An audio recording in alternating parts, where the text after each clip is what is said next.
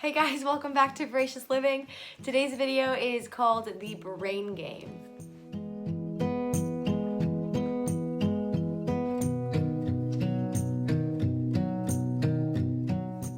So one year when I was about 9 years old, we had our family over for Thanksgiving, and my biggest goal at that point in my life was to be one of the big kids, but I was a little tiny person with a lot of personality, and so maturity wasn't exactly on my side.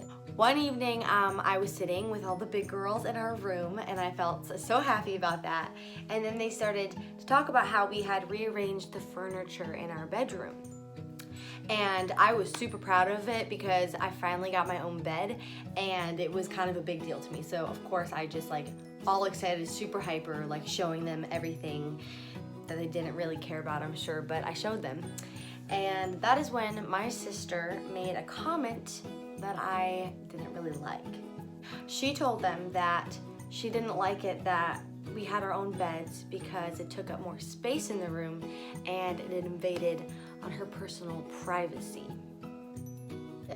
My mind kind of didn't really know how to process that because I was super excited, and then all of a sudden she wasn't, and all of her friends ended up coming into agreement with her that it was in fact an invasion of her privacy. Thinking back on it, obviously it wasn't a personal attack to me, it was just kind of a comment.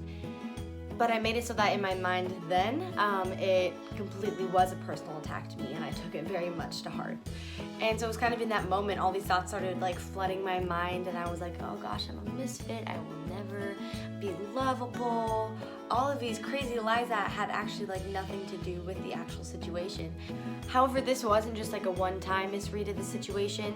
Processing things in this way became kind of like a habit to me, so that somebody would say something to me and then I'd process it for way too long in my head, and pretty soon they would hate me and everything would be terrible, and I'd be crying because I just played it a really long time in my head. I gave the person speaking to me way too much power over my emotions. I put too much importance into what people would say to me, and I longed for verbal recognition, and so everything would just really sink in deep. But at the core of it is that I ended up giving my identity to the spectator instead of to God. I would care equally about what other people would say to me than what God was saying to me, and it should not be a 50-50 split. I realized that my identity doesn't change between one good comment and one bad comment.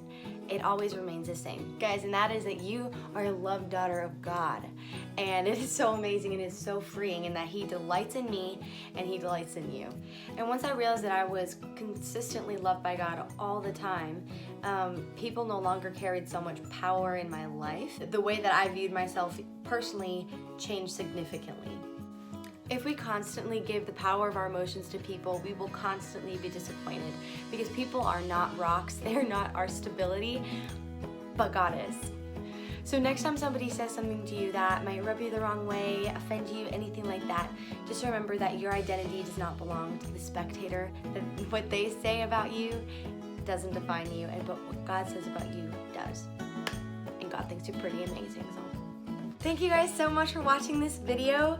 I hope it spoke to you, and if you have any questions about it, please contact me through social media, or you can go to the contact me page on my website. But either way, feel free to leave a comment. Also, I would just love it if you would subscribe. All you have to do is just put your email address in the subscribe box that is at the bottom of my website, and I will just send you an email once a month telling you when I have posted. Anyways, thank you guys so much for watching, and I hope you have a wonderful day.